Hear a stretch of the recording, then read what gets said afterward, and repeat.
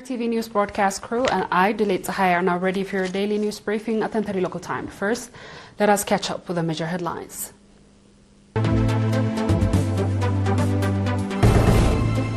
Water projects worth more than 84 million nakfa in southern region. Seminar on pedagogy and administration in northern Red Sea region. US planning NATO cuts.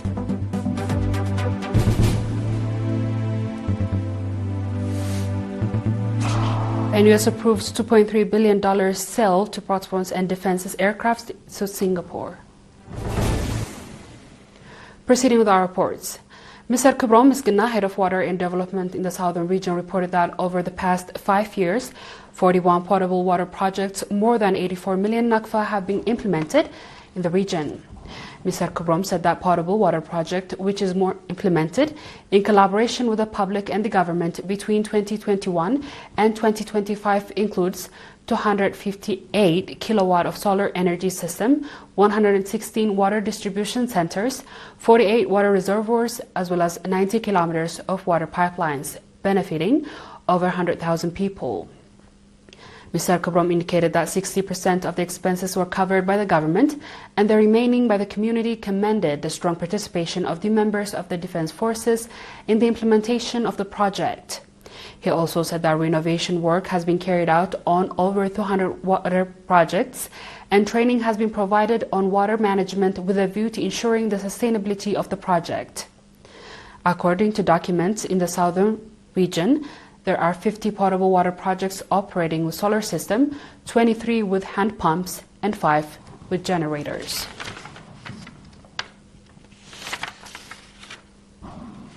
The Ministry of Education branch in the southern Red Sea region conducted a seminar for schools, directors, and heads of education office in the subzone focusing on pedagogy and administration. Mr. Fisahaya Kidana, head of the education office in the region, said that the objective of the seminar, which was conducted in the port city of Asab on 18 January, was to enhance the understanding of teachers with a view to improving administrative activities, as well as to strengthen teaching and learning process through effective inspection and monitoring.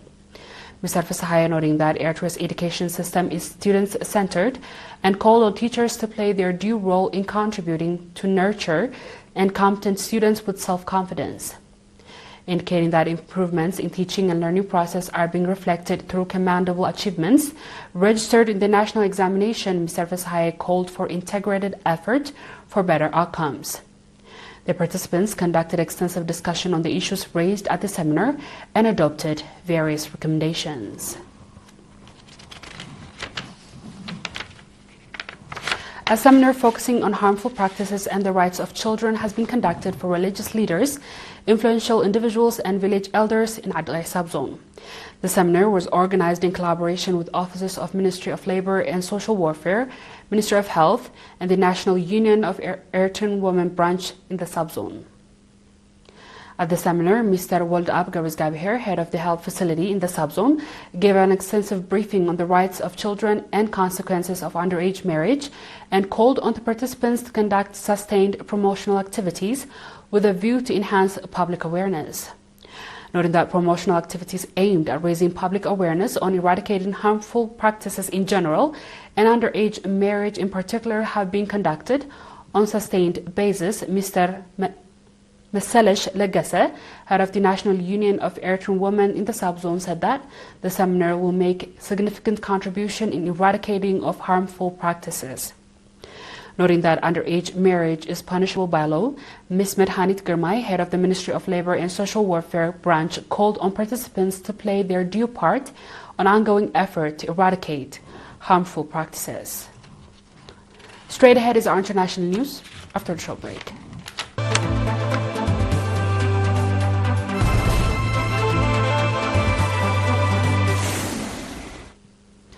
Welcome back. The Pentagon is planning to reduce U.S. military's participation in the range of NATO advisory and training bodies through the process not linked to the current standoff over Greenland, the Washington Post reported on Wednesday, citing the source.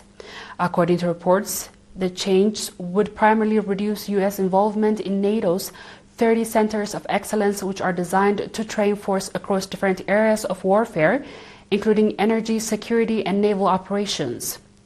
Rather than abrupt withdrawal, the Pentagon intends to let existing assignments expire without replacing personnel, a process that could stretch over several years, according to the two U.S. officials. They also stressed that the U.S. participation in the center would not end entirely. And cuts are also reported expected to affect NATO bodies focusing on special operations and intelligence. According to the U.S. officials, the move has been under consideration for months and is not directly linked to Trump's recent push to take control over Greenland, a strategic Arctic island under Danish sovereignty, which he said the U.S. needs for national security reasons. The campaign has triggered a major rift to the European NATO members, who have pushed back against the hangover of the island despite the U.S. president's threats of new tariffs. The report also asked Trump has pressed NATO members to shoulder a greater share of the defense burden. At one point, struggling the U.S. would not come to aid the countries that do not contribute enough.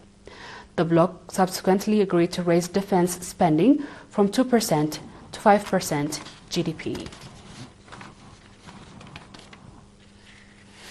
Moving on. The United States has approved $2.3 billion weapon sale to Singapore that includes P-8A Poseidon scouting aircraft, lightweight torpedoes, and ace defense system. The State Department notified the U.S. Congress of the sale on Wednesday, according to a statement of the Defense Security Operation Agency website. The proposed sale will allow Singapore to meet current and future threats by providing a credible maritime force capable of deterring adversaries and participating in the U.S. allied operation, the DSCA said. Singapore Defense Ministry Chun Sing announced plans to buy the U.S. aircraft in September following a meeting with Secretary of Defense Pete Hegseth of the Pentagon. The U.S. has $8.38 billion in active government-to-government sales with Singapore, which range in munition to F-35 fighter jets, according to the State Department. Singapore is due to receive the aircraft from its outstanding order of 20 F-35s later this year, according to the Defense Ministry. The U.S. and Singapore cooperate on a range of security issues, and their military regularly host joining training exercises.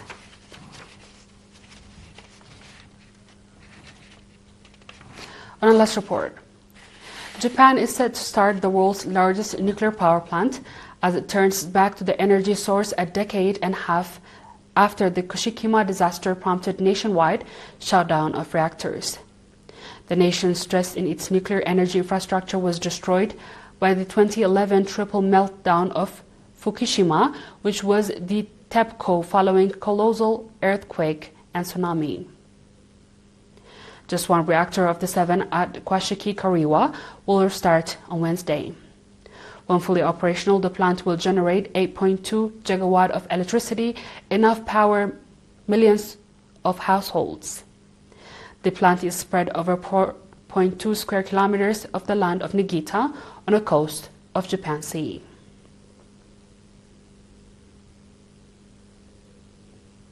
Dear viewers, we have come to the end of tonight's news. Let's have a quick recap of the headlines.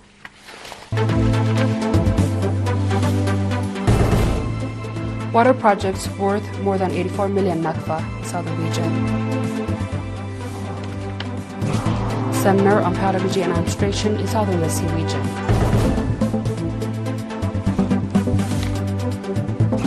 US planning to NATO cuts.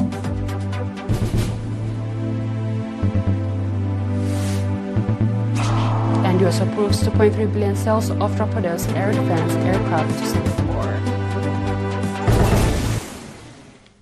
And that is the news from ERi-TV studios. This has been the late Zahaya reporting. Thanks for watching and have a good night.